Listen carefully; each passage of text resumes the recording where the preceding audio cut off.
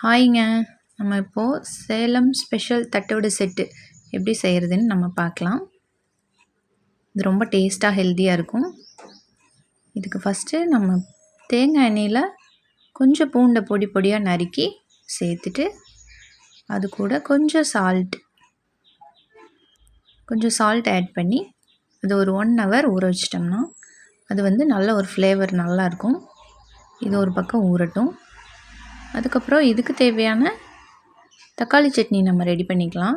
இது நம்ம பச்சையாகவும் ரெடி பண்ணலாம், இந்த மாதிரி ஆயிலில் ஃப்ரை பண்ணியும் பண்ணலாம். ஆனால் ஆயிலில் ஃப்ரை பண்ணி பண்ணும்போது டேஸ்ட் ரொம்ப நல்லாயிருக்கும். அதுக்கு ஃபஸ்ட்டு கொஞ்சம் வெங்காயம், பூண்டு இது ரெண்டும் கண்ணாடி பதம் வர்ற அளவுக்கு வதக்குனா போதும். அது இப்போ நல்லா வதங்கட்டும். இது கூட கொஞ்சம் தேவையான தக்காளி ஆட் பண்ணிக்கலாம். ஓகே, இதுவும் நல்லா வதங்கட்டும். ரொம்ப குக்காக வேண்டியதில்லை, ஓரளவுக்கு வதங்கினா போதும். அதுக்காக நம்ம கொஞ்சம் சால்ட் ஆட் பண்ணிக்கலாம். ரெண்டுமே நல்லா குக்காகி வந்துடும். ஓகே, இது கூட தேவையான அளவு மிளகாத்தூள் ஆட் பண்ணிக்கலாம். இது வீட்டில் அரைச்ச மிளகாத்தூள், ஃப்ளேவர் ரொம்ப நல்லாயிருக்கும். இது ரெண்டும் சேர்ந்து நல்லா மிக்ஸ் பண்ணி விட்டுக்கலாம். ஓகே, ரெண்டுமே சேர்ந்து நல்லா இப்போ குக்காகி வந்துடுச்சு.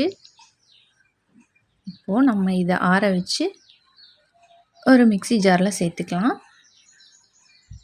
ரெடி ஆயிடுச்சு.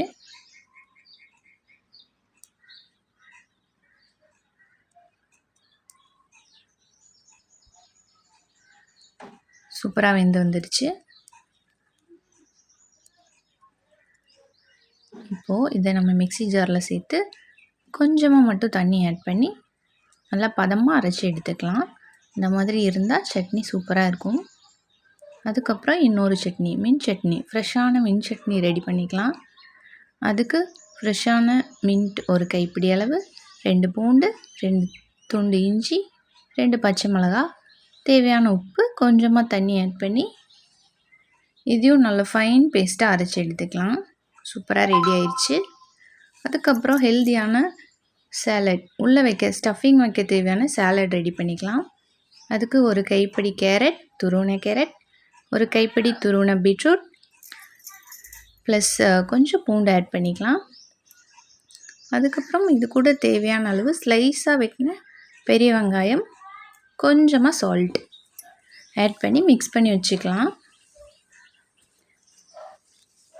இந்த சாலட் ரொம்ப நல்லாயிருக்கும், ப்ளஸ் ஹெல்த்தியானதும் கூட. ஓகே, எல்லாமே ரெடி பண்ணியாச்சு. இப்போ தட்டோட செட்டுக்கு தட்டு எடுத்துக்கலாம். சின்ன தட்டு வடியாக இருந்ததுன்னா நம்மளுக்கு ரொம்ப நல்லாயிருக்கும், மொறுமொறுன்னு. ஃபஸ்ட்டு நம்ம க்ரீன் சட்னி ப்ளஸ் சாலட் வச்சுட்டு, அது கூடயே இன்னொரு தட்டில் தக்காளி சட்னி வச்சுட்டு, நம்ம ஃப்ளேவர் அண்ட் டேஸ்ட்டுக்காக அந்த பூண்டு ஊற வச்சுருந்தோம் இல்லையா, அதை லைட்டாக வச்சுட்டு ஸ்டஃபிங் ரெடி பண்ணிக்கலாம். ஓகே, ஹெல்த்தியான தட்டோடு செட்டு ரெடி ஆயிடுச்சு. இது ரொம்ப டேஸ்ட்டாகவும் இருக்கும், ஹெல்த்தியும் கூட. மொறுன்னு சூப்பராக ரெடி ஆயிடுச்சு. சாப்பிடும்போது அவ்வளோ டேஸ்ட்டாக இருக்கும். உப்பு, காரம், புதினா சட்னி எல்லாம் சேர்ந்து நம்ம சாப்பிடும்போது அதோடய ஃப்ளேவர் ரொம்ப நல்லாயிருக்கும்.